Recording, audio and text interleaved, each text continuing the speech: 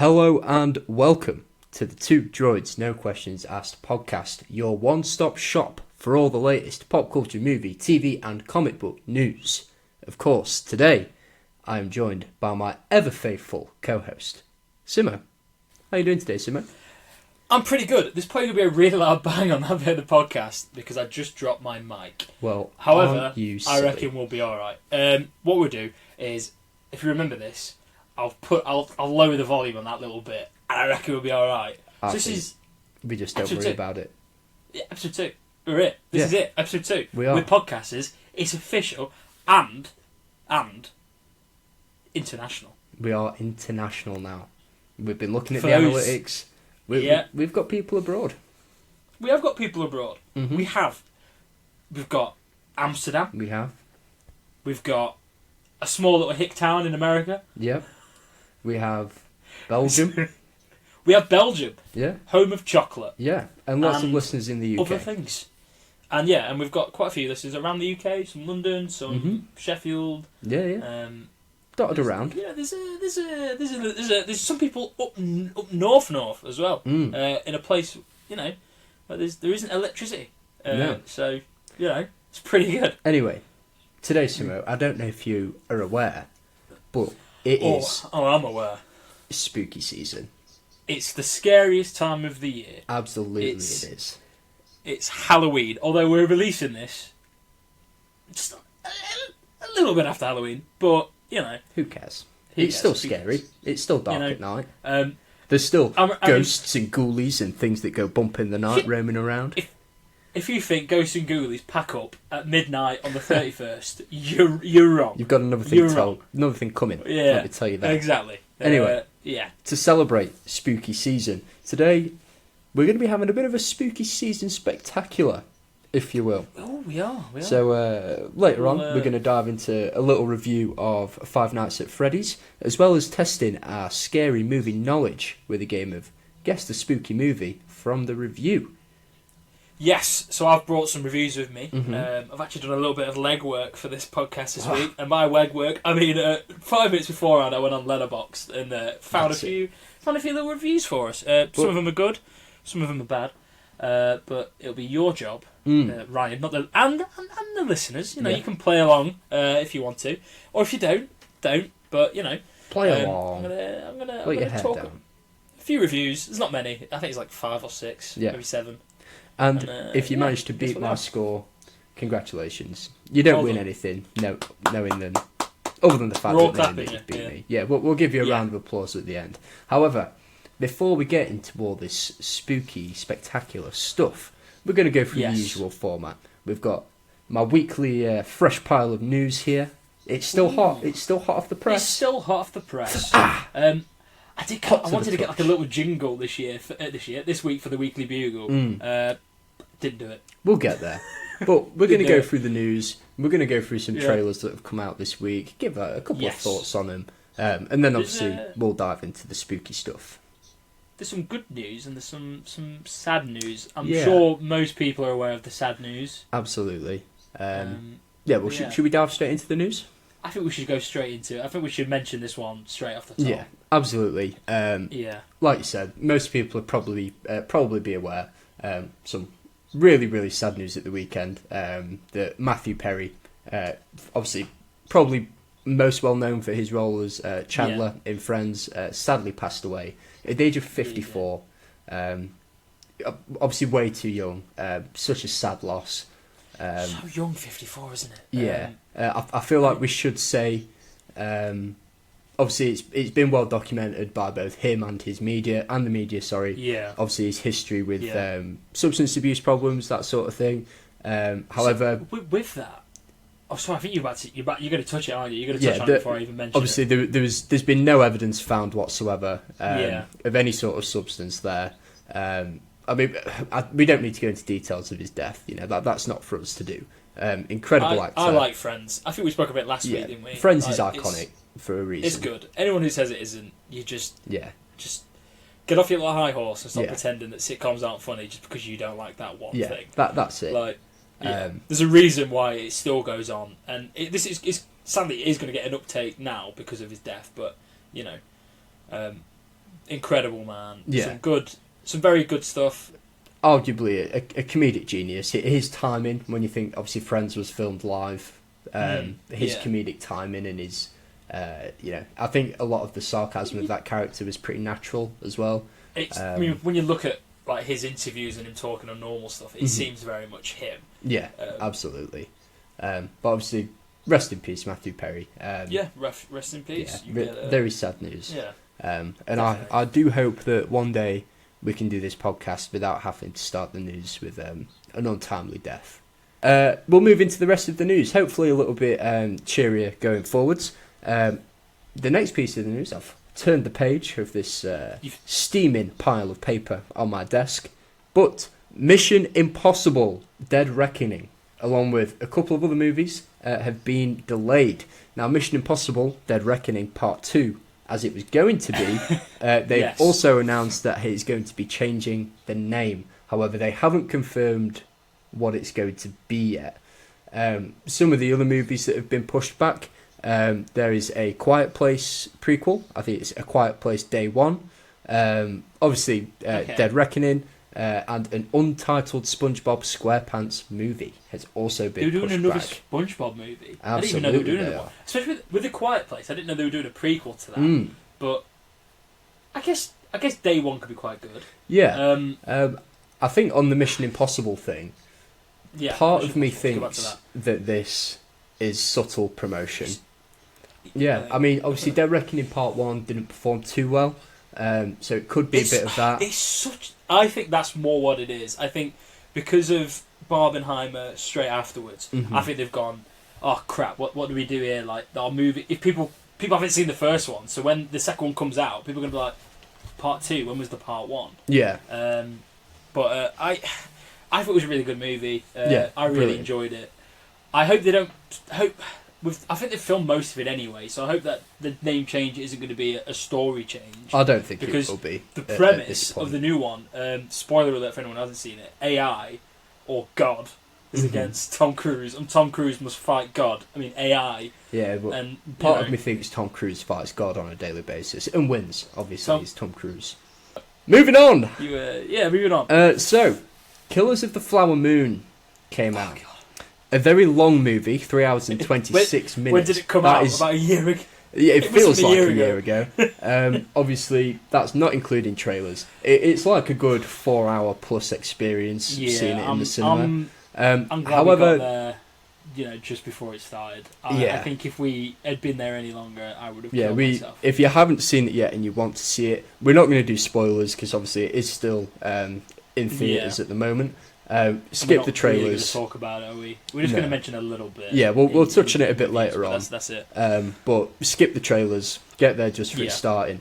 However, obviously this runtime is a bit. What should I know? This runtime is a bit controversial. Obviously very long, 3 hours 26 minutes. I think we went to the toilet 4 times between us. It was a lot. However, the studio, obviously it's a collaboration project between Apple Films. And Paramount Pictures, these studios have actually had to step in to stop theatres showing Killers of the Flower Moon with an intermission in the middle. So what's wrong with that though? Like, I don't. The movie itself, there's no point in there where an intermission would ruin the movie. No, the movie it's very slow and it's very it's like precise on what it's doing. Yeah, it's very concise. It does things purposefully. Everything's done for a reason. And I get that it is a long movie, and there's bits in there that probably could be taken out. Yeah. Oh, you could take a good hour out of it, and it will benefit. And yeah, definitely. I mean, to be fair, the story probably should be different. The original idea for the story is better than what we got. Yeah, we'll touch on that later. But yeah, I think it's way too. I think it should have an intermission. Yeah. Movies used to have that were that long. Used to have intermissions. I mean, it was literally the first. Why do you want people to sit there for 3.5 hours? 4 hours with drink trailers. 4 hours in a place where you drink massive drinks, a gallon of Pepsi. or whatever the fucking freeze drinks are on at your specific cinema. Icy or the Tango Ice Blast or the Fanta one that I don't know if they still do. Hey, Fanta Frozens are the best on the market. I'll put that out there right now. little plug. Yeah. Tango Ice Blast, you've been bad since you took the sugar out. I'm sorry, Capri Sun, I'm coming after you as well. You were the goat and you took the sugar out. Nah, still put the sugar back in again. It's my choice whether I want to kill myself slowly with diabetes and high blood pressure. Let me do it. Yeah, so anyway, put a fucking break in. Yeah, it was literally the first thing I said to you. We went and saw it last week. Literally the first thing I said to you when I came out of it was, this movie needs an intermission. Martin Scorsese has defended the runtime. He emphasised the importance of seeing it on the big screen and giving cinema the respect it deserves. I say to that, Martin Scorsese, give me the respect that I deserve. Yeah, I'm giving you money for this movie. Yeah, Let me go to the toilet I'm a little without missing something. A little bit ADHD ridden, and I love cinema. I can sit there and I respect cinema. I see most things that come out, if not everything that comes out. Every week. Literally every week since we were like 11 at this point. Anyway, just give me a break. I think it's a bit silly that the studios are intervening with that. Next in the news, Thor 5 is in development at Marvel Studios. However, would like to see this without Taika Waititi. I think it's time. He directed Ragnarok and Love and Thunder. Can I just say something about Love and Thunder? Please. It seems like there's a better movie there. Do you think it was Taika Waititi that cut a load of the stuff out that was meant to have been filmed that was good? So apparently there's scenes where there was a lot of god butchering in there. Yeah. And apparently they've taken it out. Is that studio control, or do you reckon that he just took it out to make the movie a bit more concise and fun? I think honestly Taika Waititi, and I like Taika Waititi. I think he's a great director. I think he was the issue with this one. I think it was a case of too much free reign. Not the CGI at all as well. That wasn't... No. The little Jarrell head with Idris Elba's kid in the movie. I mean, I'll be honest... It's not his kid, but it was one of the biggest disappointments for me of recent MCU releases. A waste all of the storylines they did. A waste of Christian Bale. Beyonder was just a thing at the end. That was that. It was just a thing. Natalie Portman as She-Thor or whatever it is, Lady Thor. Just Thor. Gone.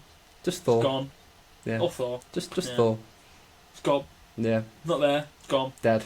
In Asgard now. Is she Thor because she gets the powers of Thor? In the comics, she is Thor. But in the movie, I think she is still credited as Thor. Okay. I believe so. Okay. Yeah, I mean, I think it's the right thing. I think a bit of Natalie Portman, so I'll... post Infinity War and Endgame, they drilled into the wrong things that made Thor a fan favourite. I think, obviously, Ragnarok was funny, but they thought... I think they came out of that and were like, oh, people like funny Thor. It's like, no, funny Thor was good, people like badass Thor that can do funny things, not just... meme after meme after meme. They literally had like the screaming goat meme in there for like the majority of the movie. No, I have a thing with the next movie, and I don't know if you've seen it, but the Norseman. It's like is it Hamlet? Is that what it is? Is it based off the original Is that what Hamlet's based off, or is it the other? Is it Macbeth that's based off of it? Macbeth. I would love a Thor movie where it's like that sort of style, where it's like it's Thor but fighting battles, and it's him just give me Vikings. A Viking Thor movie would be really good. And there probably is some out there, so if there is any movies that are like that, but I want to see it with Thor, with the comic book Thor. Absolutely. I'd like that. I think a direction change is needed. I mean, Chris Hemsworth has spoken about that as well, and said that he will only return if it's a bit of a shift. So maybe that's driven this move a little bit as well. But I think it's for the best. I think that they do something a bit different with Thor now. I agree. He's had such a rocky run of movies. The first one I rewatched, I really liked it. I rewatched the second one. I still can't get into the second one as much. It's not bad. It's not as bad as I remember it being. Yeah. But it's not good either. It's just a movie. It is. It's just a movie. Anyway, we'll move on from Thor. Now, Lena Headey, famous for her role as Cersei Lannister. Cersei Lannister. She's been doing a little bit of promotion. I'm not sure how this works in terms of the strike. She's making her directorial debut. It's a small indie film called The Trap. It's premiered at Austin Film Festival. She's been doing a bit of press. She was recently asked about her dream ending for Cersei Lannister in Game of Thrones. Game of Thrones, another controversial one. We're hitting all the controversial touch points today. Personally, we're going to get a lot more later on. Let's say that. Absolutely, we will.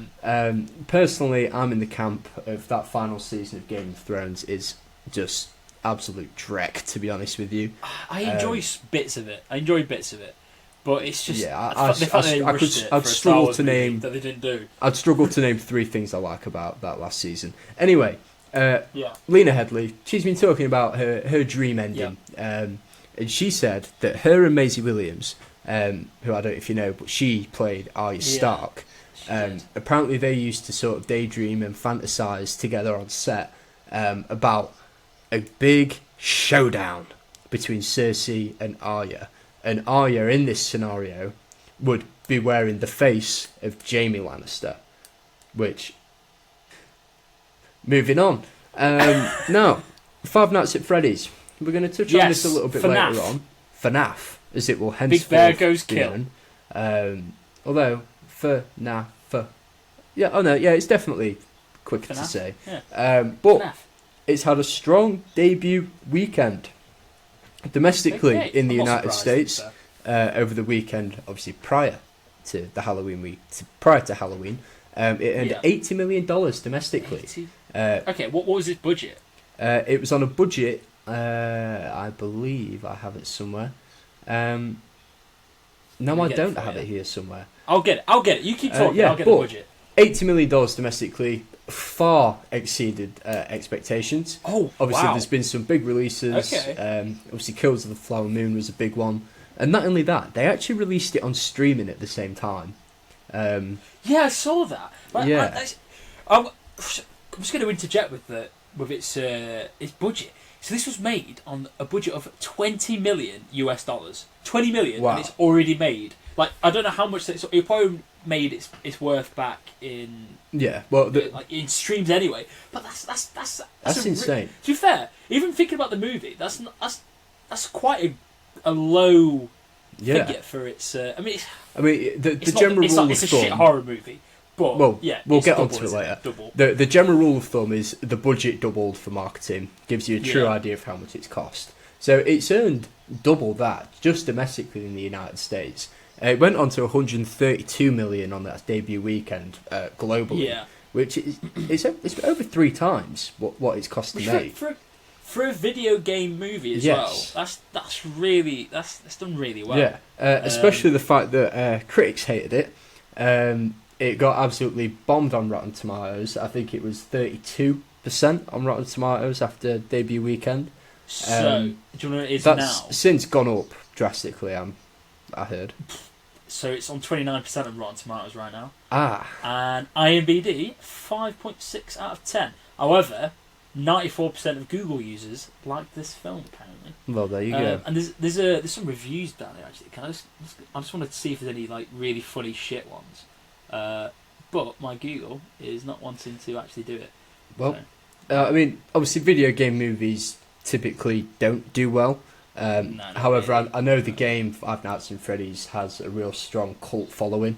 I know when we went to see it, and there was people in the cinema with like Five Nights at Freddy's T-shirts on, really coming out for the occasion. And you know what? I'm glad it's done well. You know, there's been a lot in the press of movies bombing sort of ever since COVID, basically. So I'm glad something's had a big release and has actually done well for a change. Right, so I'm just having a little look at some of the 1-star reviews for FNAF, as we're calling it.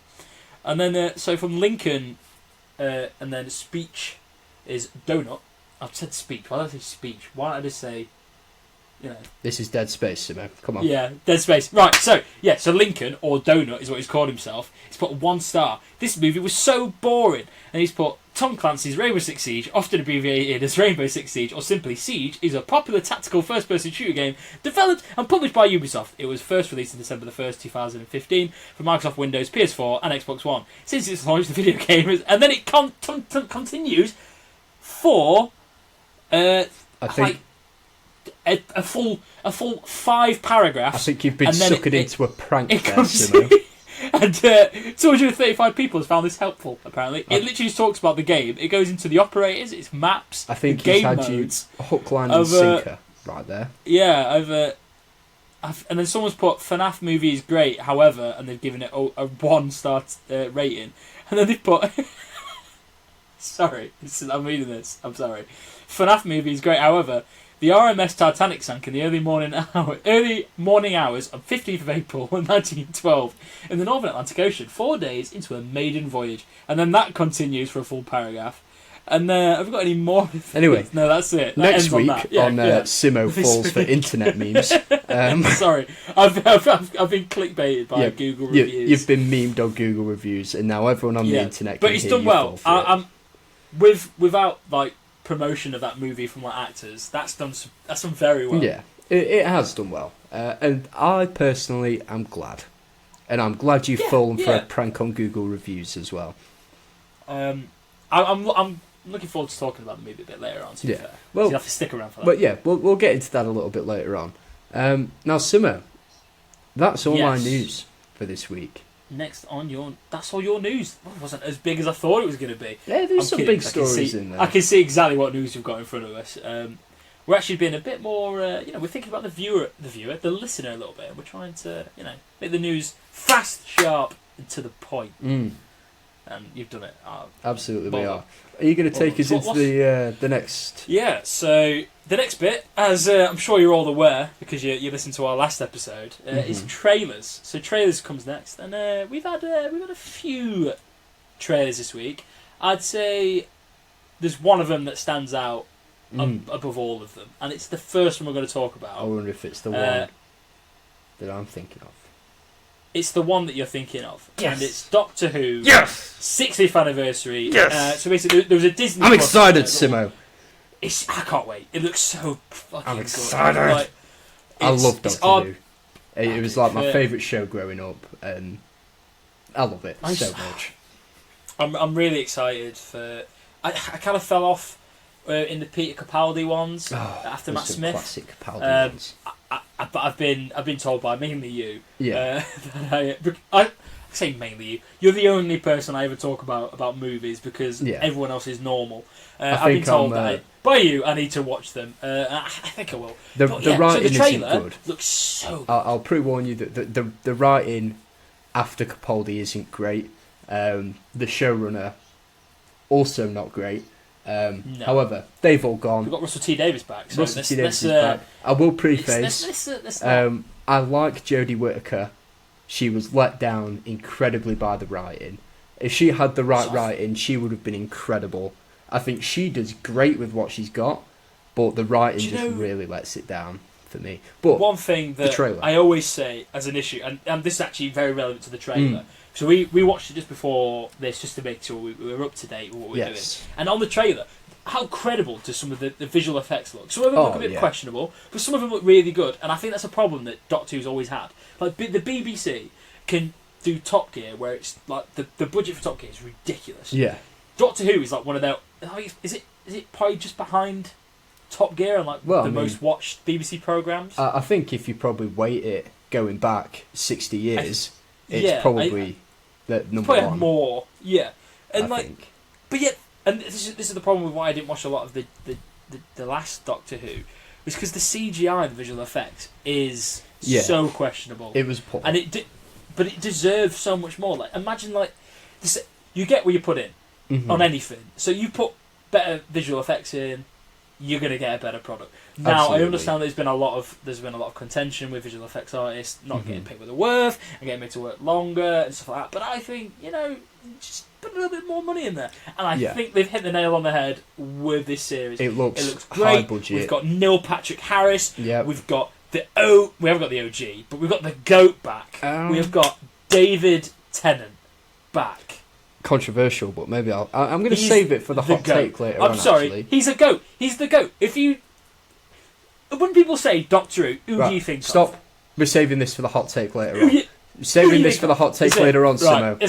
Let's move on to Anyway, the next bit. So, it looks great. I think, obviously, it's a big occasion. For me, it was when Loki Season 1 came out.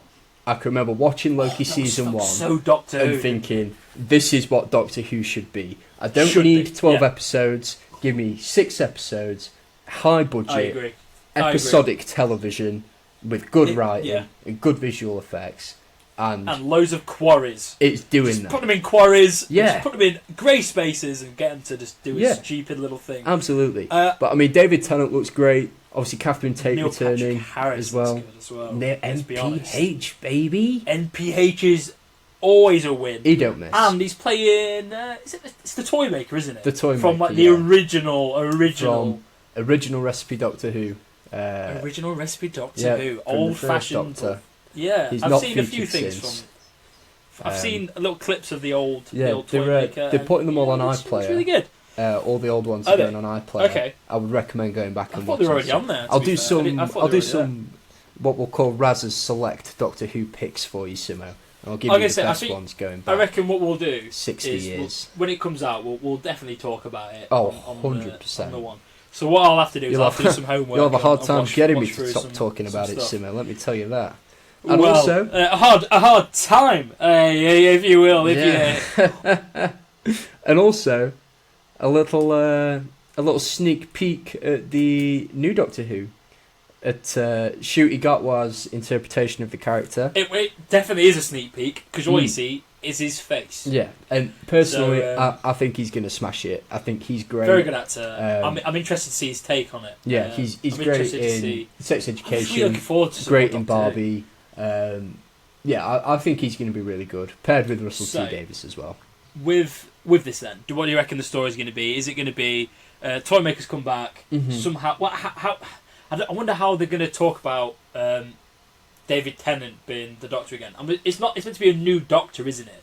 But is it going to be a new Doctor? Yes. Like, well, you can tell you're not brushed up on your law here, Simo. In the 50th anniversary, Tom Baker has a little cameo. Yeah, I've seen the clips of that. I've seen those bits. And he comes back. Rasputin makes a little cameo in that as well, doesn't it? Rasputin. The song. The Rasputin. lover of the Russian Queen. Russian Queen. Yeah. Oh. Yeah, the Lord and Saviour. I'd have to fact check you on that one. Rasputin, lover of the Russian Queen. Oh, Ryan's doing the dance. Wow. Jesus. You didn't know I knew that one, did you, Simo? Oh, I you didn't know I could do. You didn't know I could get on my hands and kick my knees in the air, but I can't. I think you should do a video for all of our listeners. Maybe. I reckon if we actually get a bit if more we get feedback 10 reviews on this episode, I'll do it. What a face reveal. But yeah, Tom Baker comes back and he says to the Doctor, you're going to revisit some of your favourite faces every once in a while. I think that's what a case of this is. It's the same. The same Doctor. I think they've hinted at it before, hasn't they? I think they've hinted at it before that they've gone back and forth between. Things already. I think there's one in like a Matt Smith episode where they literally like. So it is a complete new regeneration, but it's the same Doctor. It's not him from his era. So when I said that, is he going to be acting as a new Doctor? Because surely not. If he's got Donna in it, surely not. Surely he's going to be acting the same as what you would have done. I think it will be the same performance. Yeah. I think. Well, they've done this just to justify getting David Tennant back. I mean, it's worked out. I'm in. Hook, line, and sinker. This nostalgia is just overshadowed everything. As someone that fell out of the franchise and seeing that, it's bringing me back, and I reckon it's going to bring a few people back. And I think it's wise what they've done because obviously Doctor Who as a lot of people, horrible men on the internet were just hating it because a woman was in it. Yeah. And then there was some people that weren't liking it because of the way the stories were going. Mm-hmm. And what a way to bring people back when they brought a new Doctor in. Yeah. Then going, come watch this episode with David Tennant. Come watch some David Tennant and look, a new Doctor's here. Maybe you should watch that as well. So it seems a bit of a marketing ploy for the next season. So we're going to move on to the next trailer, The Killer, which I've also put a little note on there. I don't know if you can see it. I've put next to it, Fassbender shower scene, and he doesn't give a fuck. Yeah. He doesn't say the words fuck. He fires a gun in the trailer, but he does say the words, I don't give a, and then it's a gunshot. But yeah, we get a shower scene with Michael Fassbender, which, why not? Yeah, for the mothers listening. What do you reckon? What do you reckon this is going to be about? So it looks to me like maybe Michael Fassbender is a hitman. A gun for hire sort of thing. A bit of a chameleon, if you will. Nice. Disguises, a bit incognito, a bit stealthy. I mean, if John Wick was a museum curator, is the vibe I'm getting a little bit. Yeah. I think it'll be much slower paced than John Wick, though. I don't think it'll be like a John Wick movie. These sort of movies, I do like movies where it's just a man killing people, but I think John Wick is the cream of the crop of that. It's the top. Although, have you seen Nobody? The best. No, I haven't. That's Nobody with is brilliant. Better Call Saul's in it. Yes. What's his name? His name is escaping me. I'll get there. We'll move on. And I'll just shout it out midway through the podcast. It's like on the tip of my tongue, but I feel like I'm going to pronounce it wrong. And we can't be bothered to edit these podcasts. It's I can't in be bothered somewhere. So I can't be bothered to try and figure it out. But yeah, it looks pretty good. Bob Odenkirk. Has a good. It's Bob Odenkirk. Bob Odenkirk. Yeah. So yeah, Michael Fassbender, he has a gun, and he just wants to kill people. So that looks pretty good. Yeah, it looks a bit like a sort of psychological thriller. I think it's going to be a bit of just a movie, if I'm being honest. I think it's just going to come and go. I mean, it's Netflix. It's a Netflix movie, yeah. So it's... I believe it's in some cinemas. Is it not for like a week? 2023 release day. It's already out. So we're talking about it as if it might not be coming out for a while. I mean, the trailer did only drop the other day. But yeah, I think it looks it's just a movie in my opinion. I might watch it. I probably will watch it. I'm not gonna lie, but next we've got Men Do Men Things in the Manodrome. Another thriller. Looks cool. I'm actually intrigued for this one. I think it looks great. To be honest, just because I'm on the Sam Sulek train at the moment, and it seems a bit like you're in the manosphere, are you, Simo? I'm in the manosphere. You meet up and you brand the boys and. I mean, the amount of times I've woken up now early in the morning and I've seen a David Goggins or a Sam Sulek video, and I've ended up going, I just have to get to the gym now, aren't I? I know you're a big Andrew Tate fan as well. Oh yeah, he's my favourite. I love Andrew Tate. Yeah. Who wouldn't love a bold man that smuggles women into other countries for sexual purposes? They're going to set their army of incels on us now, Simo. We're going to have all the sweaty nerds calling us brokies in the comments. Oh, so yeah, if you're an Andrew Tate fan, go fuck yourself, I guess. And if you're an Andrew Tate fan and you haven't got a Lamborghini yet, get your money up, bro. What are you doing? Get your money up. What are you doing? Huh? What are you doing? It's like your core principle is that you need a Lamborghini by the time you're 20. The Manodrome looks good though. It does. Jesse Eisenberg, Adrian Brody as well. Pretty lean. He looks lean in some bits and then buff in others. So we're going to get a live action bulk and cut movie. Is that what this actually is? I don't need that. I've got Sam Sulek for that. I just want to watch his videos where he plugs different protein shakes. Yeah. But no, I think it's really good. I'm actually really looking for it. Jesse Eisenberg's ginger. He's in a gym cult. He gets a little. Brand. Brand. I'm point. For those that didn't say that, I was just doing the motion of branding my arm. This is an audio platform. But no, it looks pretty good. I'm actually really excited for it. Yeah, I think it looks good. Psychological. It looks a bit kind of like Fight Clubby-esque, where it's like there's a little, apart from the fact that that was all in his head. I'm hoping this isn't going to be all in Jesse Eisenberg's head as he does a squat. No, I don't think it will be. Yeah, it looks good. Yeah. Then we've got our last trailer of the week, which I kind of got a bit confused at one point in this one because there was a scene with Ethan Hawke, and then straight away. Want to tell them what it is? No, I'm going to tell them in a second. So you had a bit of Ethan Hawke, and then the next scene was Kevin Bacon, and I kind of glanced at it slightly, and I was like, I thought this was an Ethan Hawke movie. Turns out it's both of them in Leave the World Behind, which is another Netflix movie. It is big week for Netflix. It is, and that comes out in is it December? This one comes out potentially. I think it's December. The start of the trailer, you're thinking, maybe this is a bit of a rom-com until there's a twist. There's some guns involved. Looks like it's a cyber attack, and maybe technology turns against people. Which it's been done before. I think probably G-Force did it best. The movie with the guinea pigs. But yeah, there's an army of Teslas. I think we should do a G-Force. That's Zach Galifianakis, isn't it? Yeah, I swear it's Zach Galifianakis. Yeah, it is. Yeah. So is this based off of a book?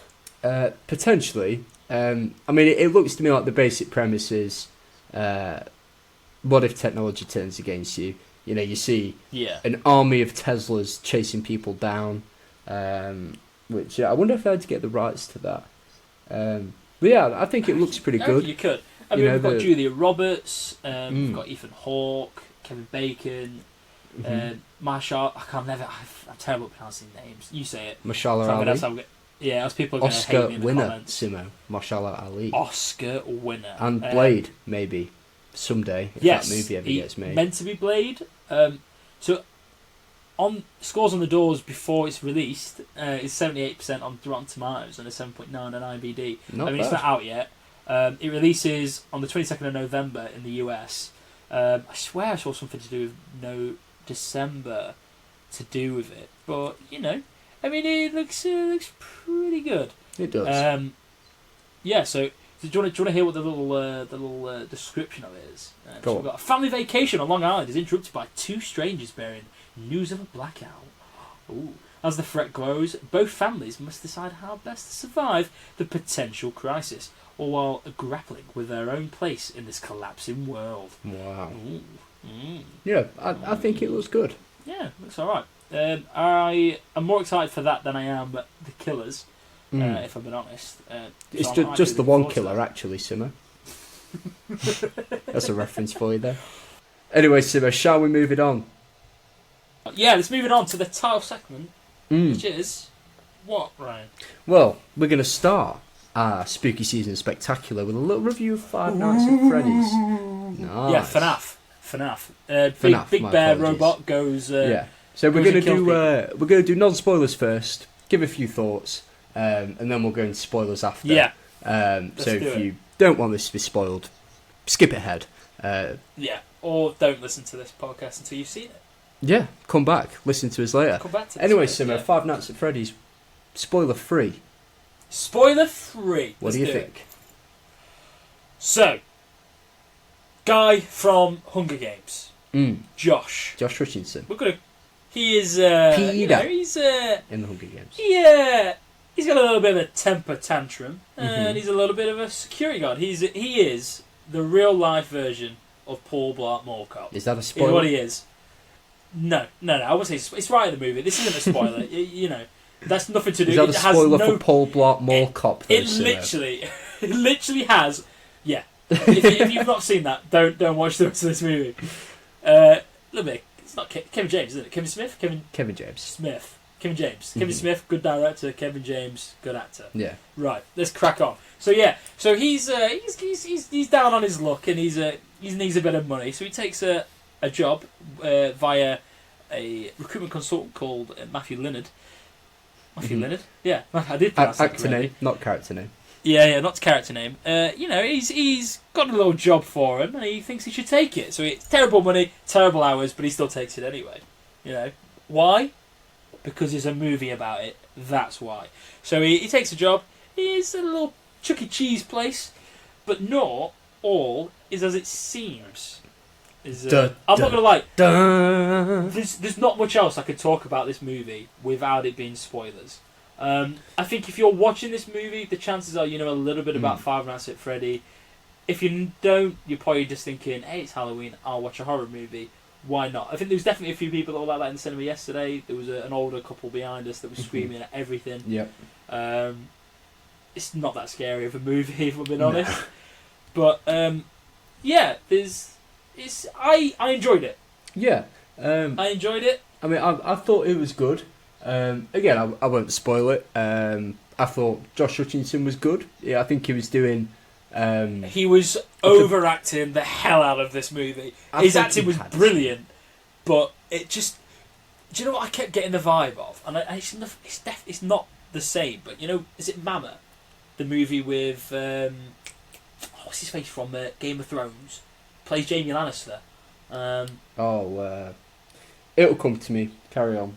So it's the movie where he goes out into the woods and he has Nicola Costa-Waldau.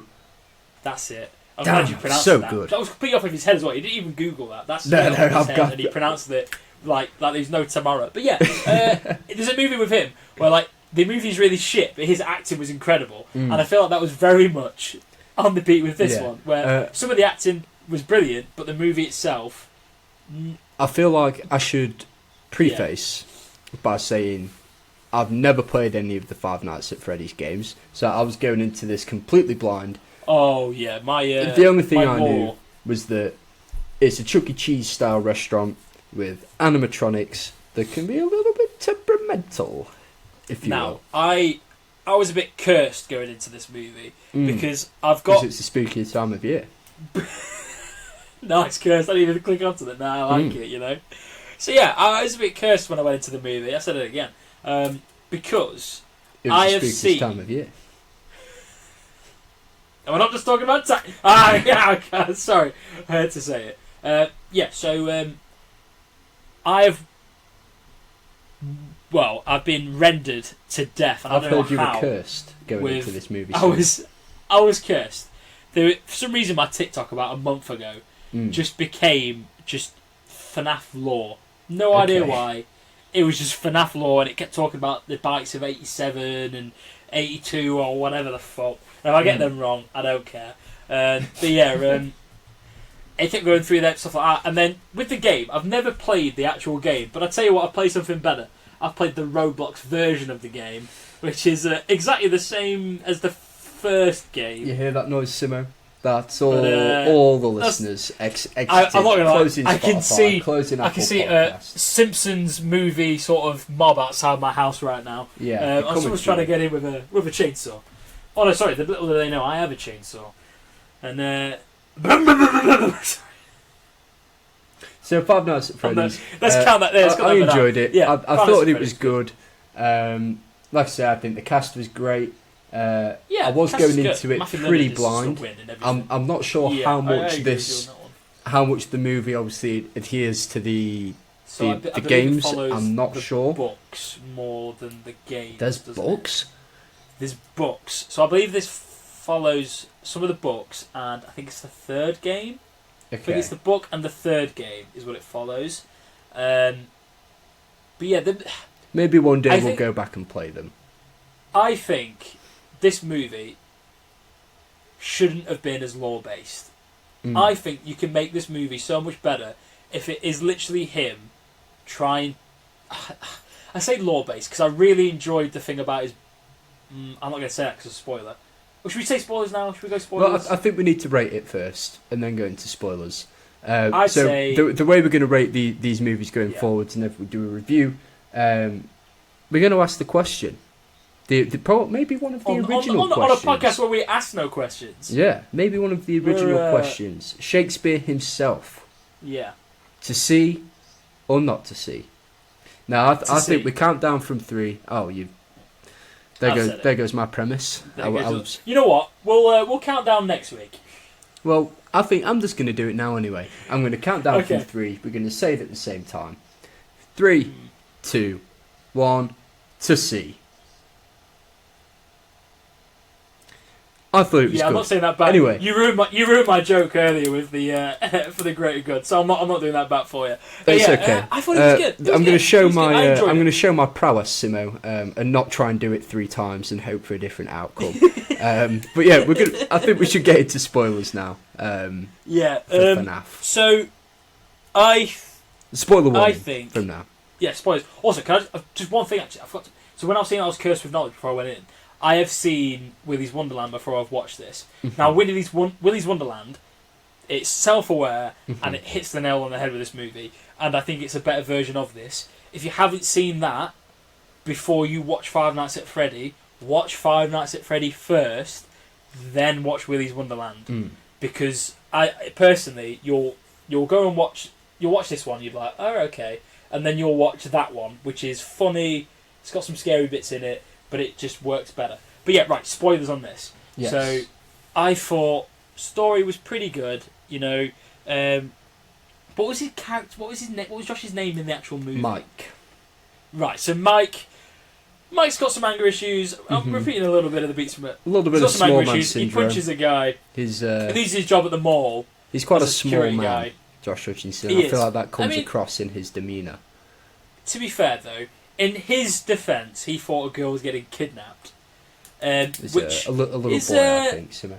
Which is, a person. I don't want to misgender this person. Wise.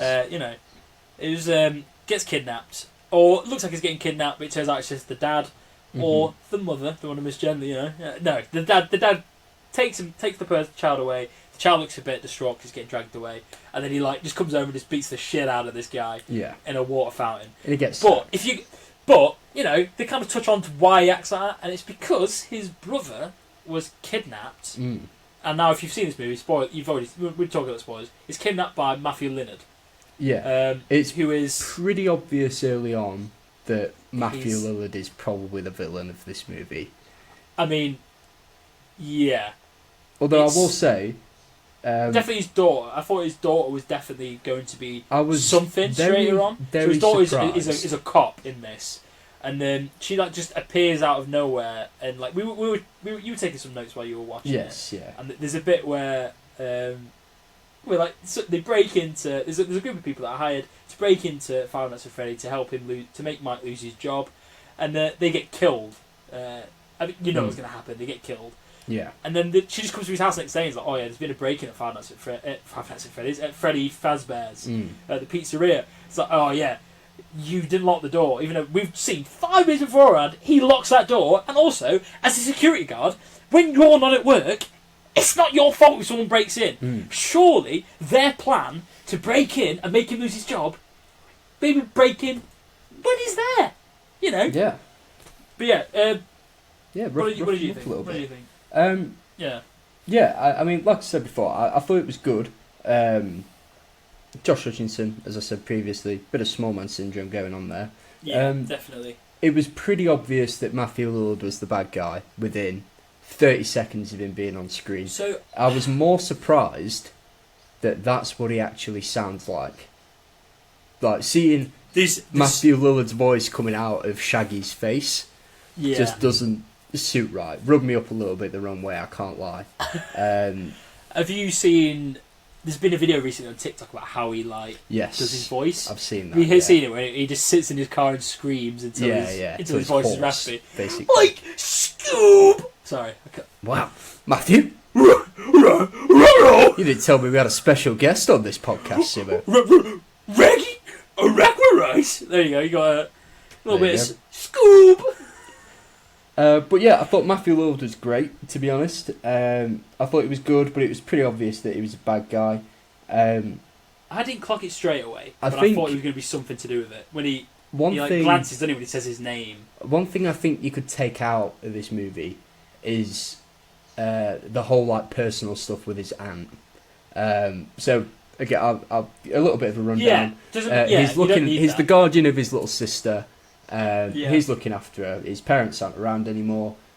His aunt basically wants custody of his sister, so that she can get the check for looking after her, basically. I would say for reasons why just money. Nefarious reasons. Manny. Sorry, that was a... She's basically a Karen. That's as developed as her character gets. I think that's what it's meant to be, isn't it? I think it's meant to be. She's just... I love her lawyer. Her lawyer was incredible. He was so good. Yeah, Doug was maybe the highlight of the movie. He's just sat there with his... he's just glancing around like, I shouldn't be hearing any of this, and he's got his hands on his... He's like a little sleazy, cheap lawyer that doesn't really know what he's doing. No. And it's just... He's just there. And, I really like Doug. Yeah, but I agree with you that, again, the policewoman turning out to be involved was pretty obvious.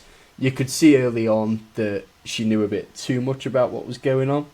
But again, I think she's she going was around great. and she knows where the first aid kits are in the back. Yeah. She knows where this is, she knows where that is. I personally thought that she was probably going to be one of the children that maybe got out of the suit or didn't die or was like friends with the people that were kidnapped or something. Or just one that got away. I think there was, is what I thought. There was some great acting. I think the actor that played for a cheap horror movie was great.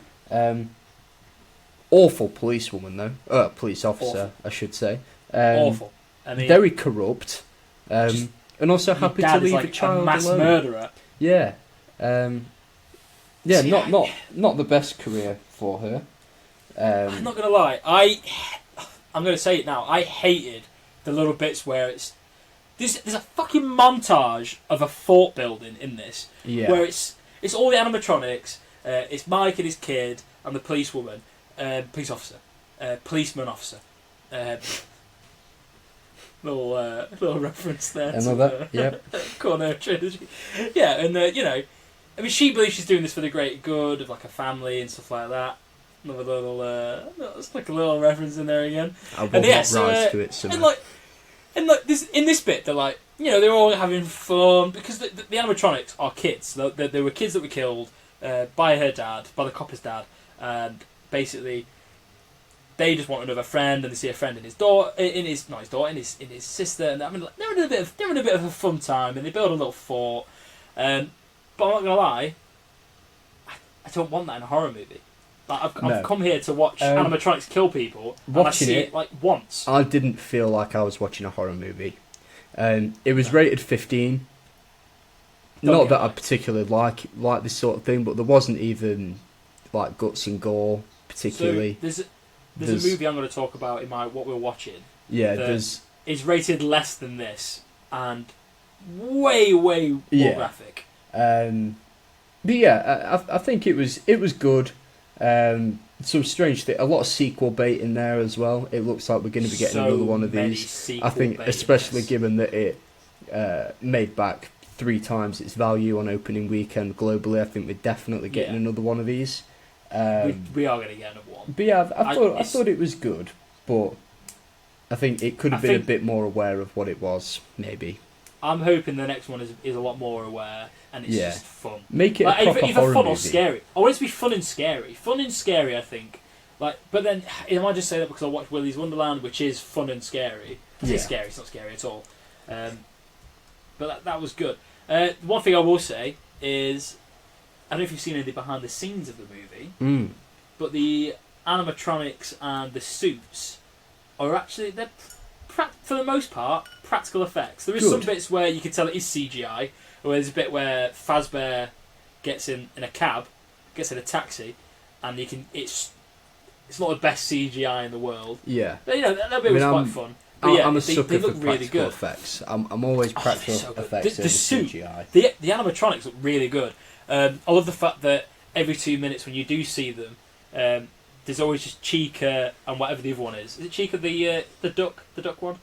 There's always the duck one and the blue one, and they're always just stood there like they were about to drop a diss track. Yeah. There was always I love the fact they just glance up at they always posed at, which it was really good. But for me, my favourite costume out of all of them, I think, was Matthew Lillard's. The Golden Rabbit. It was creepy. It was good.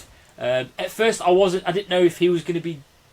And obviously, you could tell that Matthew Lillard was going to be in it, and he's something to do with the like procurement of people going into security guards for whatever reason. You could tell that he was involved in it because why else would he be trying to get him to do the job? But yeah, I thought for I thought it was a bit good. of it when she was like, "Oh, if my dad's going to be there, like I can't be there and stuff like that. I won't be able to help you and stuff." And I kind of thought that then he was dead, like he'd possessed, like he'd killed, maybe sacrificed himself to be in like the suit and like be with the other animatronics. I kind of thought that was where it was going to go. I didn't see. It took me. I'm really embarrassed for how long it took me during the scene when he first came in, and he starts having his little fight. For some reason, there's a fight between him and Josh, between Mike, and it just didn't. For me, the fight bit was just a bit shit. I didn't really. It's just, It was there. Why was it there? I don't know.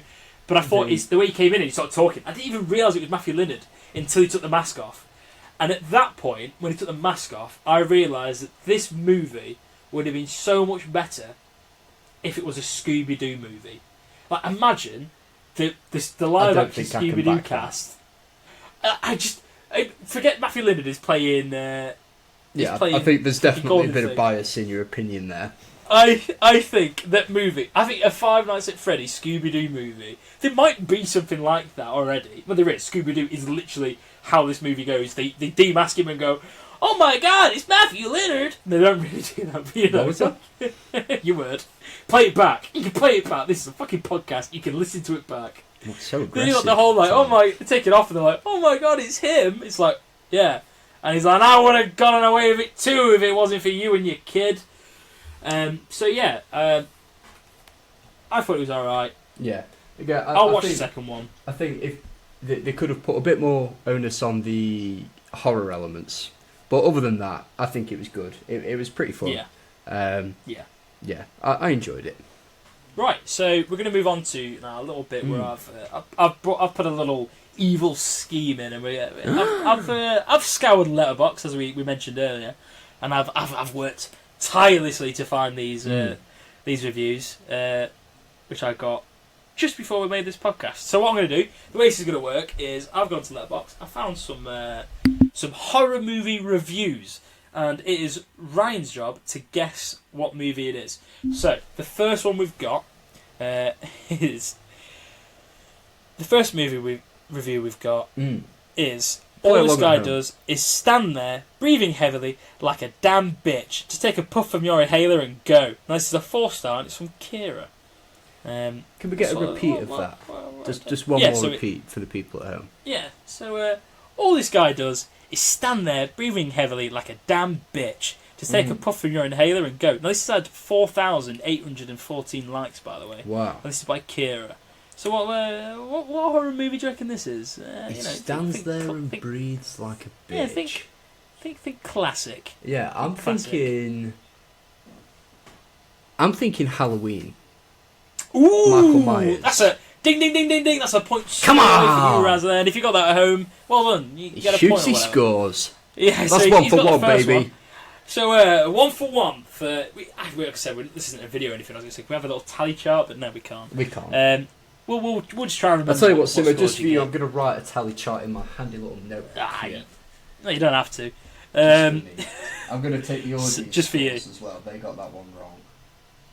Right. So the next one, I've only just realised this is another review by the same person, and I didn't even click on. Kira strikes again. Kira strikes again. I've only just realised. So Kira strikes again.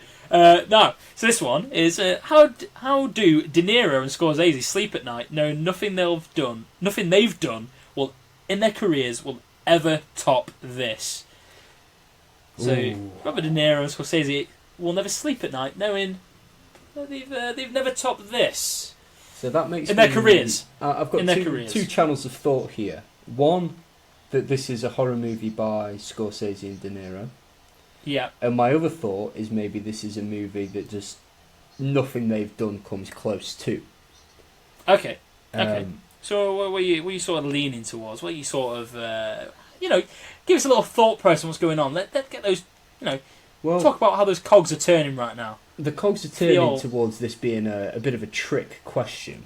Nah, I would never do that. I would never throw in a little trick movie there. Why would I do that? Struggle to think of a horror movie that Scorsese has done. We've actually spoke about this movie before, so this is a little throwback to any listeners from episode 1. Really? which I'm trying now. I'm trying to remember what actually made it into the final cut of episode 1 and what what didn't. So I'm hoping this was talked about in episode 1, or this is going to make no sense. But to be fair, I don't really care. I'm not sure if I'd consider this a horror movie. Okay, shoot. I'm going to go with Taxi Driver. No, it's Shark Tale. Oh, Shark Tale! The next one. Is Shark Tale a horror movie?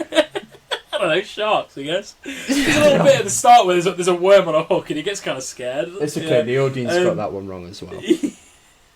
So the next one is a 1.5 stars by Cinema Joe. Now, there is some bits in this on the review, but they're in brackets, so I'm going to leave out the brackets. So the review is, you either die a hero, or you live long enough to see yourself become the villain. Wow. So, it's a little movie quote for you there, but what is the, what's the movie? What do you reckon it is? What you're sort of leaning towards? You either die a hero, or live long enough to see yourself become the villain. I'll read the full thing out with the brackets once this is done, but I feel like it is too easy because it mentions the movie in the review of once. I feel like this does nothing to hint towards what the movie could be. No, it's Shark Tale again. No. Honestly, all I can think of now is Batman. No, it's actually Five Nights at Freddy. So the review was, you either die a hero, brackets, Blumhouse circa Get Out and Whiplash, or live long enough to see yourself become the villain, Blumhouse circa Exorcist Believer and Five Nights at Freddy. It's a bit of a harsh review, if I'm being honest. I think that's pretty fair when you consider there's the other movies in his filmography. Yeah, that's true. So the next review we've got is from Maddie, and now this is a 1 star as well. Wow. It's a bit of a long one. But yeah, here we go. I'm so sorry, but I genuinely do not care for this movie at all. I see how people like it, and I see why it's praised, but I am so bored. Which is probably what people will leave as a review for this podcast. Maybe. Let's hope not. The set designs are cool, but I really don't care. Crying emoji. Wow. Maybe when I'm older, I'll revisit. But right now, I'm exactly 32 minutes and 58 seconds in, and I don't want to waste any more of my time watching something I know I don't like. Very precise. Fucking hell, I can't get my words out there. Very, on the head on what sort of time they're on. And then they've put, sorry, space movies are just boring to me. Bracket, before you ask, why did you watch it then? Why make a review? Wow. It's because I'm trying to knock down most of the top movies in the horror genre, and I just wanted to get this one out of the way. Sorry. Also, why would anyone say why you're making a review on, a platform that's solely there for reviews? I don't know. But yeah. This is a very emotional response. Now, I'm going to give you another little hint on another one. Well, I don't think Ruth I need a hint, Simo. Okay, what do you reckon it is? I'll let you go for it, and I'll tell you the review in a second. Okay, be spooky time of the year. You need to be a bit brave. What do you reckon it is? I think horror, sci-fi. I think you actually said the title in that review. I think it's Alien. It is Alien. When did I say the name of the review? When did I say the name? I think you mentioned Alien movie. No? No. Oh. I didn't. Well, that's just my brain working overtime. Good guess. Ding, ding, ding. That wasn't a guess, Simo. That was a systematic process. I figured that one out all the way through. Now the real question is, I didn't use this one because I thought you'd get it too soon with this one, but now I feel like I should have done this one. I'd like to point out the audience got that one wrong, I got it by the way. Complete way around. I should have gone with this one. You would not have got this one. This is by Ruth. It's a 1 star, and it's maybe I'm missing something, but wasn't a fan. Glad the cat survived though. I should have gone with that one. I would not. I would not have got that. No. I thought I'd give you some, but right. So we're going to move on to the next movie, which for some reason I've put the name of it on the wrong one. But yeah, so here we go. This is by Giulio Grajolo, and then you've got a little Vietnamese flag and a Canadian flag next to his name. It's another 1 star. This is from the 30th of October 2023, so it's a recent one. I think the worst thing we've ever done in the film industry is to allow the Wayland brothers to produce films. They just remade famous scenes, but in a porn version. People have been telling me for a long time that this movie was cool and just kidding around with the classics. well, I'm going to have to change Friends. Laugh my arse off. 1 star, because this scene in the theatre where everyone kills the girl who talks too much during the film is one of the most unrealistic dreams when I go to the cinema myself and I hear someone eating. Now, I think he means one of the most realistic dreams that you have when you go to the cinema and you hear someone eating. He's then put, a little Spooktober 2023 below it. Now, what movie do you reckon this is? Also, above that, we've got by Dirk H. So unfunny, it's not funny anymore. It's that unfunny, it's not funny anymore. So it was funny at some point, but it's not now. Again, I think there's a clear giveaway in this one. Yeah, the Wayland Brothers and the porn. And the porn. Yeah, and the fact that I talk about one of the main scenes in the movie. I think this is a scary movie. It's Scary Movie. Come on! There you go. Now, this next one's a very short... Oh my god, the audience got that one wrong, Simo. Oh, you fucking idiots. You should have got that one. Come on. Jeez, you don't know your Wayland Brother movies? Jeez. Will. Now, this next one is by James, and he's got brackets and another name, and I'm not going to try and pronounce that. Yeah. This is a 3.5 star, and it's gained 60 comments. Whoa. And it's very simple, this one. It reminds me of Shark Tale, bracket 2004, close bracket. What movie do you reckon that is? Part of me wants to say Shark Tale again. Okay. However, I think I'm going to go with maybe the original Shark Tale. Okay. What do you reckon? I'm going to lock in Jaws, Simo. It's Shark Tale. Oh! So the next one... Simo! It's Jaws. Oh my god, I'm going through the emotional ring here. I don't know what to think, I don't know what to believe. I thought I'd have a little joke at your expense. Well, it wasn't just a joke at my expense, Simo, because the audience got that one wrong as well. Yeah, I'm hoping that someone has been listening to this in the car, heard that they got it wrong, and it's just crashed the car immediately, and that's why. I'd like to just put an asterisk on that one. That was a joke. No, it wasn't. I was crash your car. If you're listening to this, do it now. For legal reasons, I am joking. Please don't do it. So the next one, Megan. This is from April. It's not from April. It's from is Megan the name of the movie, Simo? Is it? It's hey, well, I think you should listen to the review. You're gonna get this one. If you don't get this one at all, then we should never be friends. No pressure. I was going to try and do it in the voice, but I'm not. So this was a bit of a quote. So it's for anyone listening to this. I've got a bag of hamburgers for you. And, all you have to do is come out into the dark, shadowy part of the woods where no one can see you. Stop right there, Simo. This... I'm sort of offended that this is even a question. As if there was ever a chance, Simo, that I wouldn't get this. This is, of course, the classic, the epitome of cinema. The thing that Martin Scorsese's always banging on about. Cinema, this is it right here, baby. This is Scooby-Doo. Spooky Island. No, it's not. It's actually The Founder. It's the McDonald's movie. Oh! As long as it's not Shark Tale again, I'm happy. No, it's not. What I've done there is I've actually duped you again, and it is actually Scooby-Doo. Oh. Got you again. That's it. That's 2 times I've got you. Right. So the next one, it's a bit of a longer review again. Actually, no, I'm not. I'm going to go for I had 2 for this one, but I've decided to go with my favourite one by Ray Viella. It's 2.5 star. This is from back in April of this year. Not as good as Looney Tunes Back in Action, is what they say. And then someone's put, today I found out old movies are not my thing. There's a little hint for you. This is an OG. Oh. But yeah, it's not as good as Looney Tunes Back in Action. Which, if I've been honest, why not? I back it. I've seen both movies. If I had to say right now which one I'd rather watch, it's definitely Looney Tunes Back in Action. And I feel like I'm going to get some hate. I'm going to get some hate from movie bros for this one. Just another little hint for you. Yeah, I can picture the name of the movie, but I'm not sure if it's the name. I want to say the name is Scream. It's not Scream. But is it the movie with the curtain scene? You know about Psycho? Psycho. It's Psycho. He's only got 1 wrong, ladies and gentlemen. Do I get half a point for that? You got it though, didn't you? Well, I said Scream, but I was thinking of the movie with the thing with the. You know what? Because this is the second episode. It's the first time we've done the reviews. I'm going to give you no points for that. No!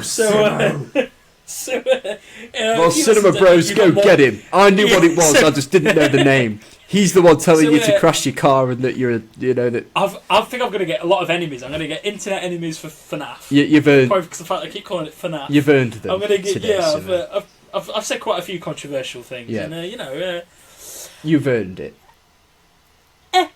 You'll get what's coming to you. True.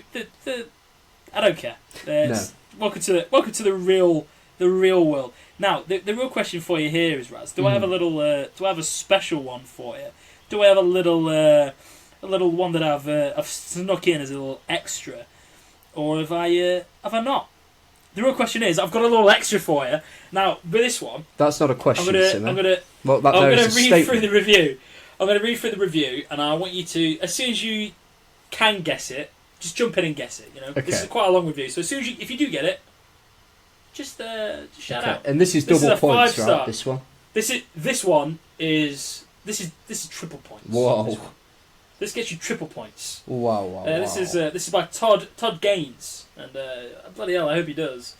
I'm not going to read it. Right, so a cowboy pilot doing battle with some fucking thing in John fucking Carpenter's atmospheric horror classic. A fast dog, J&B Scott straight from the bottle, checkmate motherfucker, the one fucking time you really needed a Norwegian translator, Max Hat, Wolfers Brimmy before diabetes, Knowles is very superstitious, Clark the dog whisperer, a sad-faced doggy massacre, the way Child says motherfucker, flamethrowers will fuck you up, an invasion of the body snatchers-esque scream, when a man bleeds it's just tissue, a tense as fuck blood test, a defibrillator gone to fuck, Winder's last view, the accidental headshot, a spaceship in the middle of a lagoon, a final battle with the good doctor, fuck you too thing, making it out of hell only to freeze your ass off, one last conversation with your friend before calling it a night, my favourite holy fucking who's the fucking affected by some fucking alien little thingy film! What's the film? Well, that was certainly an experience to listen to. Yeah, I'm not sure if that's going to work very well on the listen back. I feel like I should just apologise to the audience. I feel like they've earned that much. Hey, stop! You know what? Guess the movie. What's the movie? Honestly, it's taking too much time. You're think trying about... I've said the name of the movie like 3 times as well in that, and the director. And all I can think about, honestly, and I don't think it is the answer, but it was the first thing that popped into my head, which was the original specification. I'm going to go with Cowboys versus Aliens, the Daniel Craig classic. It's Shark. No, it's the Thing. I did mention the Thing multiple times. You also mentioned a cowboy fighting aliens, though, so you can see why I got a bit confused there. Have you not watched the Thing? Oh, not for many years. Get and watch it. The bit that would have got it straight away for me would have been if the other bits before it didn't get it. As soon as it got to the defibrillator gone to fuck, I would have been like, So I love that scene in the movie where it goes to do the defib, and then it's like his chest just opens up and eats his hands. It's very cool. Spoilers if you haven't seen it. But yeah, you lose all of it because it's triple points. So that means you lose all of it. So what's that's next? not quite how triple points works. But I would like to point out that the audience got none right that round. The audience you're a fucking idiot. You're a loser. You should have got all of those because this is a podcast and you can just say you got them all. Yeah. But but you didn't. Maybe tell us if you did get them all, and we'll call you a liar. Yeah. So anyway, we're going to move it on to our spicy segment. We are. Our hot takes. Our hot takes. Next, so what hot takes have you got? Between Two Droids. Now, I was thinking a little bit about this before we started recording, and I think we need a bit of a change of format here. I think what we need to do for Between Two Droids... Ooh, this is a live change. I like this. Let's do it. Not debate them. I think we just need to say our hot takes. It's a hot take. Say our piece. Take it. We take it at face value, and we let the audience decide for us. I've brought a little... I've brought someone else's hot take with me today. Okay. And it's on theme with spooky season, is what it is. And I'd like to see a bit of, if you've got any thoughts on it, let us know. But yeah, do you want to go first though, Raz? I will go first. We alluded... Ladies first and all that. I'm going to ignore that comment. I've got it, ladies and gentlemen. He's now a woman. I've done it. Oh, now I've got to go through the hassle of changing my passport and my driving license and my bank details. And all because of this. Yeah. We've got him, ladies and gentlemen. We got him. I wish I had my fingers crossed. Anyway, my hot take. I alluded to it a little bit earlier on. Yeah. My hot take, not so much on theme for spooky season, but on theme for the trailers. Okay. David Tennant. Oh yeah. Okay, I want to hear this. All right. In my opinion, this is my hot take. I'll take the hate. David Tennant is not the best Doctor Who, and I'm not saying that David Tennant is bad. David Tennant is definitely one of the goats. You can save yourself if you say the right person next. Well, David Tennant is actually tied for second place. Okay, now you've made me worried, and I feel like you are going to do a hot take. Mm-hmm. The best. Can I try and guess who you're going to say is the best, or I'll give you 3 guesses because there's a lot of interpretation. Is it Peter Capaldi? No. Okay, so I think second. Are you going to say Matt Smith? Matt Smith is tied second with David Tennant. Okay. Yeah. Is it Christopher Eccleston? No. It's an old one. Mm-hmm. Is it Ted Baker? Tom Baker. Tom Baker is the best Tom Doctor Baker. Who. Tom Baker is your favourite Doctor Who? I've never watched any of his He's not my so favourite. He's the best.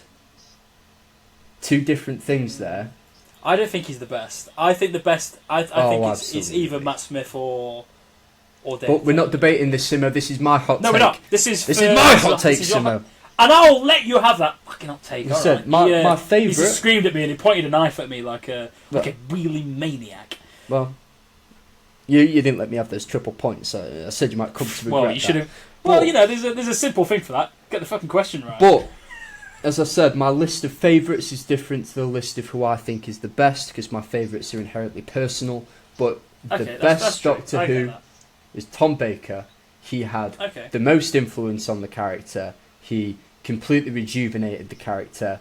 You could go to any Doctor Who fan and ask them to name something iconic about each one. And this is the thing, I think, even with David Tennant, if I said to you, name something about that character that is iconic, I think people would struggle, whereas Tom Baker has an immediate thing that people go to. I think he's the best, and then I think Matt Smith and David Tennant are tied second place behind that. Do you know what I think? What's that? I think you're wrong. Well, the hot take I've brought is by City Dweller 4545 on Reddit. I don't like this because now I can't shit all over your hot take because it's not well, yours. You know, it's not mine. So you can say whatever you like, but I think it's quite a good one. So this one is movies where the reveal of the monster actually ruins the movie. Now this person's City Dwellers 4545's hot take is in Cloverfield. The reveal of the monster actually lessens and ruins the movie. So I'm going to talk about what he says. So he's put good examples of this are Cloverfield and the Babadook. Why, for the love of God, would you reveal the monster? Question mark, question mark, question mark, question mark, question mark, question mark, ... Those movies were amazing because they build up so much tension, and the fright without showing us anything ruined the movie revealing the monster. Now, he's then put a movie where he thinks does it well. He's put a horror movie that nailed the concept was the OG Blair Witch Project, particularly the end scene. The audience never sees anything that we hear, and you hear yes, you don't see it, but you hear the screaming and you hear the breathing, and the last visuals we have is the video going to static because it's found footage. Yeah. So I think that's why he's connected the 2 dots there. I like that. But then someone has made a very, very good point straight below it, and this is by Crescian. It'd be like a Godzilla movie where they never actually show Godzilla. Now, have you watched Cloverfield? Yes, I have. So they say like the reveal of the monster like ruins it, but I don't know if you've seen the movie. But the monster's kind of shown for quite a lot of it, but not the full monster. Yeah. And now I agree with this other person, with Cassian or whatever, Crescian. I don't care what your name is. You know, you're not going to listen to this. They might if you are, hey. I like your idea. You've hit the nail on the head. Why would you want a monster movie where you don't see the monster? Yeah. Like I get it if it was like the Blair Witch Project where it's like a small little. It's just an entity. Yeah. But when you've got a city getting destroyed, could you imagine watching Godzilla Yeah. and they don't show Godzilla. Yeah, I think it. Like, I like it in Cloverfield. I think it's used well as to show Yeah. the size and the perspective almost. It'd be like watching the Polar Express, but they don't show Santa at the end. It's like in it's like in the point of the superhero movie. movies where they don't get the superhero like suit Costume. until the last like 10 minutes. You know, I hate that. The whole point is that we're meant to see that. Like, yeah.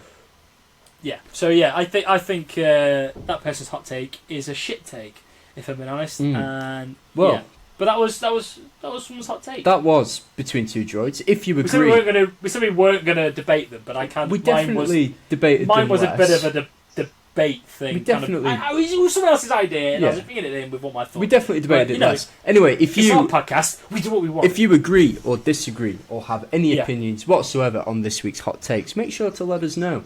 We'll get into where you can contact us at the end of the show. Now, Simo, shall we move it on to the next segment? Yes. So the next segment is what we're watching. Absolutely. So, do you want to talk about what you've been maybe reading, watching, doing? Yeah.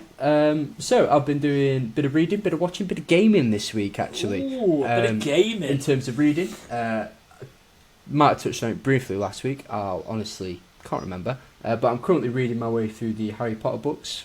I do it. Okay. I do it once a year. Good shout. Spooky season, you know. It's the best time to do it. I do. I like listening to the audiobooks, but I do it once a year. Around this time of year, just proper like comfort books, and because I've read them that many times, I can just fly through them. Like even the bigger ones, I can get through them in a couple of days. Do you know what you could do? Because you've read them before, and you want to fly through them, you could just not read them again.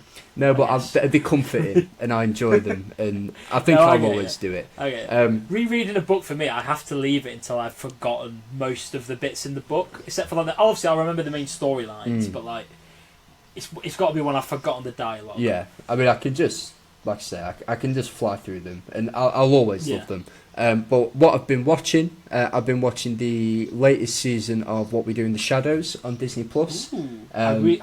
It is clips of that. I need to watch it. It is probably, I think, one of the most underrated shows at the minute.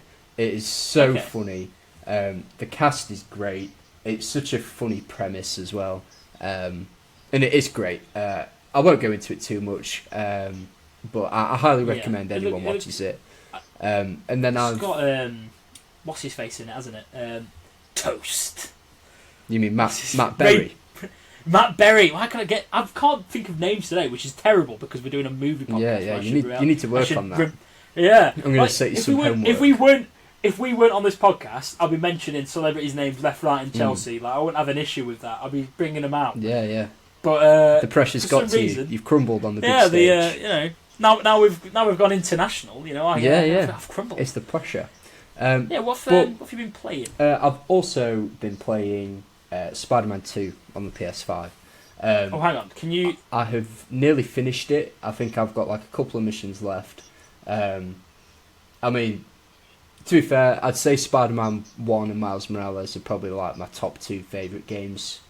At least like within the top 5 list of all time. This has easily overtaken them. I love it. It's so good. It's so much fun. And yeah, I'd say if you have the capabilities to play it, absolutely play it. It is fantastic. And that's about all I've been watching this week, to be honest. Oops, there's going to be a bit of echo there. I'm not going to lie, there might be. I was trying to do a little bit. I was going to ask you what your favourite costume was going to be from the new game. And I was going to bet that you were going to say the black Raimi suit one, and I was going to play the theme tune down the mic. But we had a bit of technical difficulty, and it didn't. You know, it wasn't working. Well, although even then, your bit would have been wasted because that is not my favourite suit in the game. Well, you're wrong, aren't you? I'm sorry. Actually, you know what? I'm sorry. What is, I've finished. It's all right. Your turn. My favourite suit. Right. So anyway, what suit? I've been doing, what I've been watching. Yeah, that's what I thought. That's what I thought, Mister. I can't name actors' names. So I've actually watched something that we've all been. Me and you have both watched, and we touched on it a little bit. And we were going to do an episode on it, and then we decided not to. Yeah. We might come back to it at some point. Maybe if we do like a Scorsese episode or something. But if I'm being honest, I hope not. I don't think I want to go back to this. No. It's Killers of the Flower Moon. So I'd say good movie. I'd say I'd watch it, but I'd say wait till it's in somewhere where you can go for a piss. Yeah. Or even too long. somewhere you can watch it every 3 days. Yeah, the actual premise of the story, very important. Yeah. I think it should be said. Absolutely.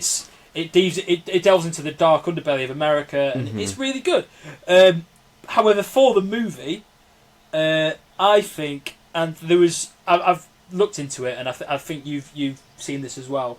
That the original plan for the movie was going to be like kind of like an FBI sort of sponsor, like prequel, not even pre. It's a founding movie for how the FBI was founded. It was going to go into like how the FBI was created, stuff like that. And I think a noir detective sort of spin on this movie would have been brilliant. Yeah, it would have been incredible, and I think it would have worked better. Even then, I don't want to spoil it, but I think, and I'm not going to spoil it, but even then, I think maybe even just telling it from the perspective of the Osage people rather than from the other people. I like the fact that they had a lot of the actors and actresses in this were from the Osage tribe, and it was filmed on their land. I really like that. So another thing I've been watching, mainly to get myself back into it, ready for when it releases next week, I believe it is. Yes. I've rewatched the first episode of The Hunger Games. Yes. Which, in my opinion, and I said we're going to talk about this later on, Five Nights at Freddy was rated as a 15. Yeah.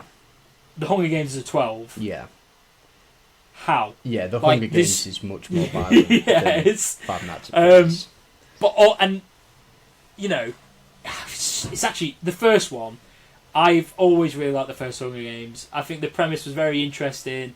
Obviously, the sort of premise of it has been around for a while, but we hadn't really seen it on anything. And it kicked off one of my favourite gaming sort of things in the entire world, one of the gaming trends that I loved, and that was Minecraft Hunger Games.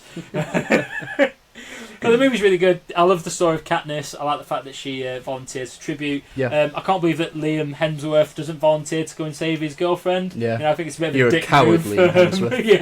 Yeah. You know, you can say that he wanted to protect Prim, but you know, I can say fuck you. He's a coward. Yeah. I'd back that. But yeah, that's what I've been listening and watching to. But I've also, to be fair, I've mentioned it on the last week's, but I also watched the most recent episode of Blue Planet, which if you haven't watched, there's some shark stuff in it. If anyone knows me, I absolutely love sharks. They are like, and that's why I shoehorned in Shark Tale into this podcast numerous times, and stuff like that, and Jaws. Which I don't know if did I tell you that was the correct movie? I did. Yeah I did. You say it was Jaws. Well, I marked it down as correct on my sheet here. So yeah, but obviously, as we said, it was times 3 for the last question, and you didn't get it right, so you lost all your points. And again, that's not how times 3 works. But hey, you know, I'll make the rules. It was my game. But yeah, it was really cool. There's some shark stuff in it, and you know. Visually incredible. Hans Zimmer again. Absolutely. I'll probably. This is the last time I'm going to talk about it on what we're going to watch, unless there's an incredible thing that just captivates, and I think I need to talk about it. But yeah, that was really good. Okay, so the next section is some questions asked, but we didn't get any questions asked. What we did is this time is we put out our tier list from last week onto the internet, onto the deep web of the internet, not the deep web. I think that sounds a bit dark web, doesn't it? It's on Reddit. Onto the extensive web. Yeah, it's on Reddit. It's on Reddit. It's on Reddit. It's on Reddit, and it's on TikTok. It's on Twitter as well. Sorry. If you'd like to see the visual, you can find us on Reddit and TikTok. You can find us everywhere. Not TikTok, sorry, Twitter. TikTok as well. Hopefully, by the time this goes out, at the Two Droids podcast. But carry on. So yeah, so some of the stuff we've got here. So we've got from Ferris L. He's put everyone is allowed to have their own opinion, but I think we can agree yours is wrong. So thank you for that, Ferris. But it's our opinion, and fuck you. Then we've got Trailer Park Boy. He's put, damn, those live action movies did a number on you, didn't they? As much as I love them, I wouldn't put them that high on the list. I mean, I would. They're incredible. Spectacular 90s and Insomniac has some of my favourite Peter/Spider-Man moments. Now, if you Trailer Park Boy, if you listen to the podcast, we explain specifically the details of why they're not as high as they are. Yeah. Obviously, then we've got. He also then said that Neil Patrick Harris Spider-Man should have been on there, and to be fair, valid, not a bad shout. Then we've got KCD Reels put, "This is wrong on so many levels." I put, "How?" I then, a bit of, listener interaction. I replied back to it, but how so? And KCD Reels put, "I put Spider-Verse Miles at S. His writing is better than the most of the Spider portrayals. Let's be honest, Spider-Gwen should also be at A from the Spider-Verse. She's more developed than Hobie as a character and depth, and has the same amount of it with Peter B." Obviously, we didn't put Peter B in there because we just kind of forgot. Which someone has then also reminded me at the bottom. They just put, "Where's Peter B?" Yeah. Fuck you, I don't care. My beloved Dito has put upvoted for upsetting me. Blue_race has put just letting you know. Comic Book Miguel is S tier. Kian has put, "How do you put Insomniac Peter, Spectacular Peter, and Spider-Verse Miles in A tier, but put Animated Spider-Man in the S tier? Like, that is just criminal. They are just best. They are the best interpretations of Spider-Man we've ever had outside the comic book medium, and you put them in A tier. This ranking just ain't it." I think my favourite response on the Reddit, I can't remember who it was that said it. It was a one-word response, and it was just I'm looking at it. Yeah, I was looking at that. Yeah, so Trippy Brazel 1 put run. We've got Cloudy McGrath. If you're listening, Trippy Brazel, neat. And, you run. I ain't running. Rex You run. _ Dino put, "I feel like Noir and Insomniac Peter should be switched. But other than that, I agree." Well, T-Rex, you're wrong, because Noir is played by Nicolas Cage, and as we know on this podcast, Nicolas Cage is always a win. Always. We've got quite a few people that are just putting like, "Why is Noir become before these?" It's very simple. It's just because it is literally it's Nicolas Cage. So that's a few of the responses. We've got a few on a different one as well, but they were the better ones. That we saw. Yeah, like we said previously, if you would like to see the visual or you would like to just interact with us, Reddit is a good place to do that. Yeah. Now, Simo, Reddit's a good place. Last week, obviously, the first episode of the show. It was the first episode. And we got a couple of reviews. The first review is from a listener called Nerdboy. Boy spelled B-O-I. And Nerdboy said... Sorry. Yeah, what did he say? Nerdboy said, "For a first episode, it's pretty good. Thank you, Nerdboy. Then nice. We got another review from a character called Poddy Reviewer 69, and they put, "Wow, what a show! It's so funny, so informative. I'll be listening every week from now." Well, Poddy Reviewer, thank you so much for your comment. Also, just to clarify that, Poddy Reviewer, we can see the analytics, so if you don't watch this, I will find you, and I will just ask you to watch, please. Just please listen. Just listen.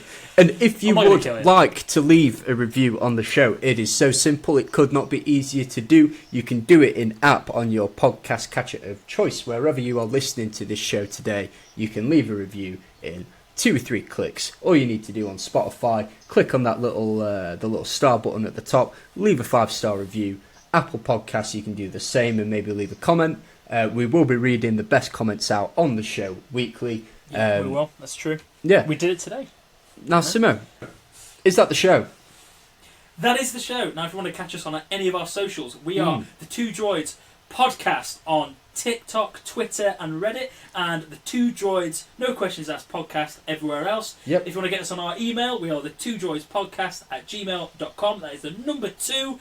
Send us your emails, thoughts, questions, whatever you want. Send us anything. We don't care. We'll probably not look at it. Oh, well, you might not, Simo, but I personally will be there. I'll be watching. I'll be waiting. I won't be.